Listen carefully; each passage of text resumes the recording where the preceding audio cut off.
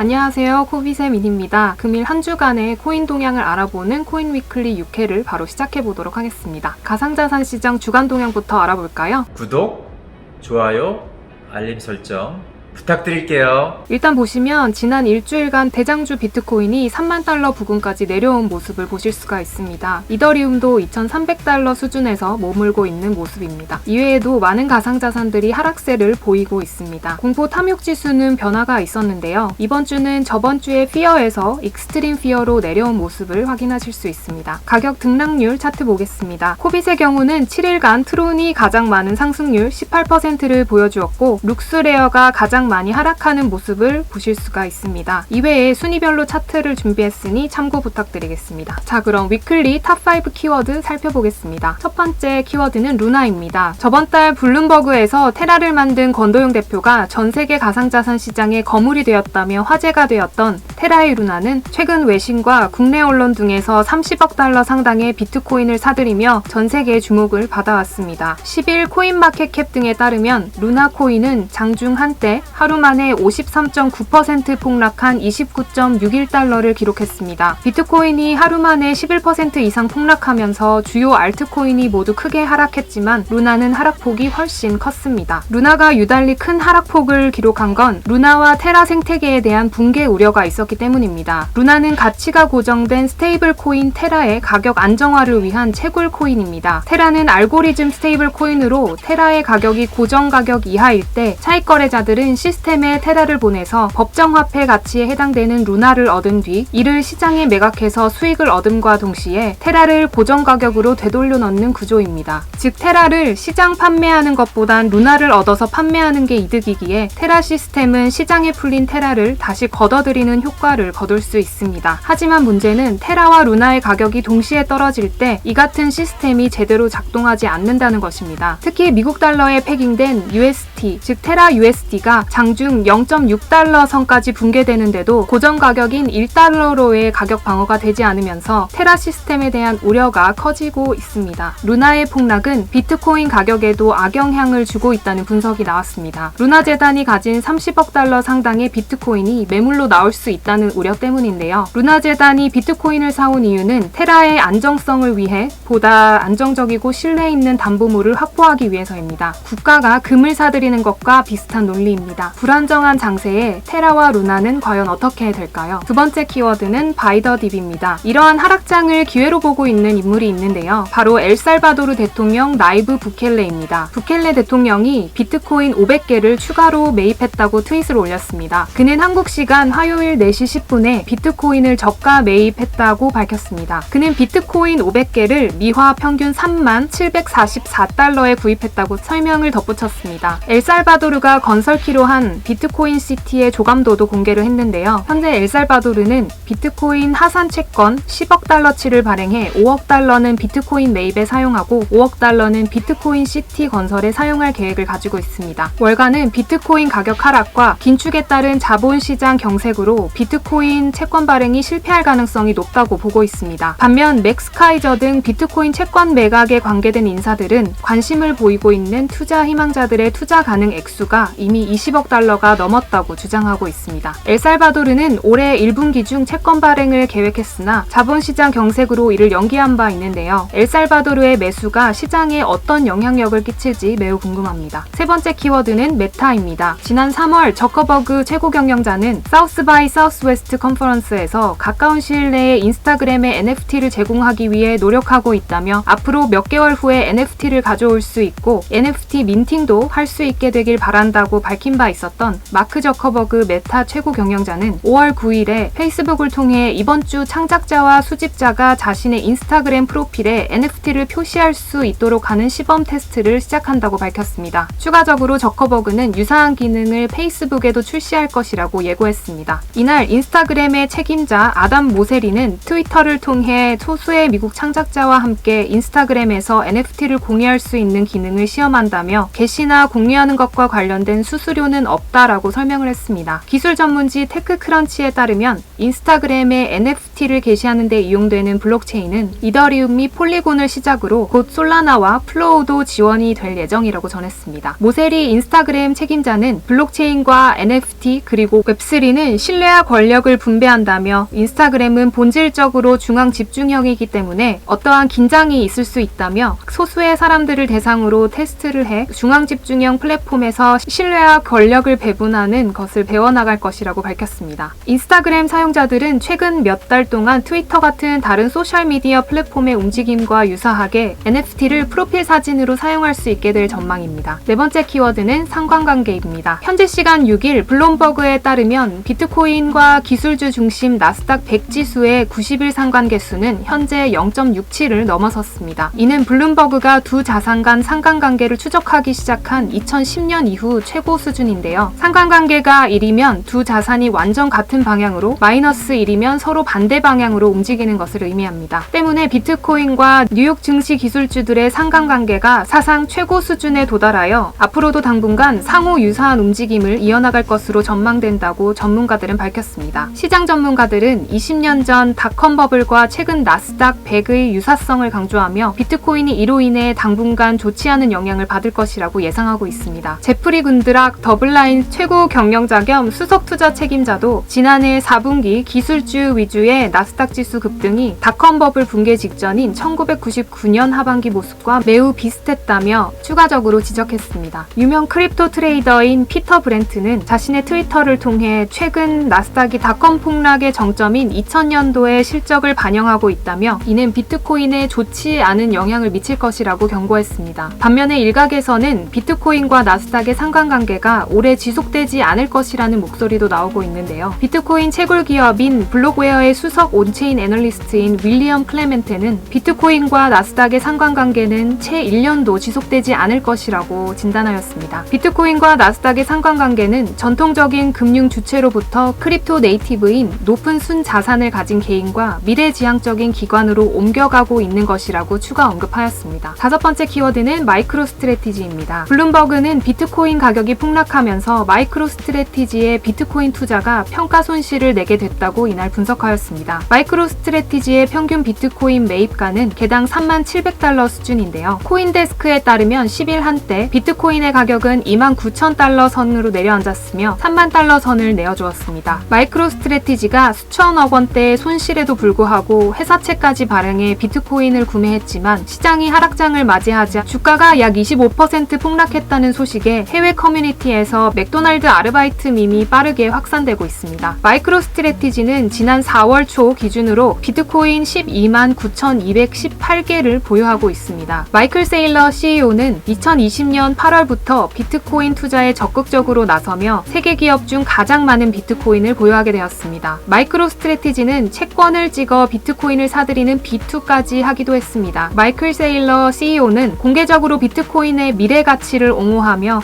비트코인 전도사로 불리기도 했는데요. 일각에서는 마이크로 스트래티지가 마진콜에 직면하게 될 것이라고 예상하고 있습니다. 마진콜은 선물 거래에서 최초 계약 시 계약 이행을 보증하고 채권을 담보하기 위해 예치하는 증거금이 선물 가격 하락으로 거래 개시 수준 이하로 떨어지면 애초 증거금 수준으로 자금을 유치하도록 요구하는 것을 말하는데요. 4일 투자 전문 매체인 비즈니스 인사이더에 따르면 마이크로 스트래티지의 최고 재무 책임자인 퐁 러는 전날 회사의 1분기 실적 발표에서 비트코인이 현재 수준에서 46% 하락한 21,000달러까지 하락하면서 마진콜에 직면하게 될 것이라고 설명했습니다. 실버게이트에서 마이크로 스트래티지는 비트코인을 추가로 구매하기 위해 지난 3월에 실버게이트 뱅크를 상대로 2억 500만 달러의 담보 대출을 받았습니다. 비트코인을 담보로 비트코인을 더 구매한 마이크로 스트래티지는 대출에 더 많은 담보를 추가할 경우 비트코인을 구매한 것보다 더 낮은 가격에 판매하지 않을 수도 있다라고 강조했습니다. 퐁러는 50%에 도달하기 전에 우리는 담보 패키지에 더 많은 비트코인을 제공할 수 있으며 결코 거기에 도달하지도 않을 것이라면서 마진콜 상황에 빠지지 않을 것이라고 주장하였습니다. 한편 마이크로 스트래티지는 비트코인 가격을 주시하며 민감하게 반응하고 있는데요. 비트코인에 대해 승인된 상장지수 펀드가 없어 일부 투자자들이 마이크로 스트래티지를 비트코인 ETF에 버금가는 주식으로 여기고 있습니다. 마이크로 스트래티지 주가는 비트코인이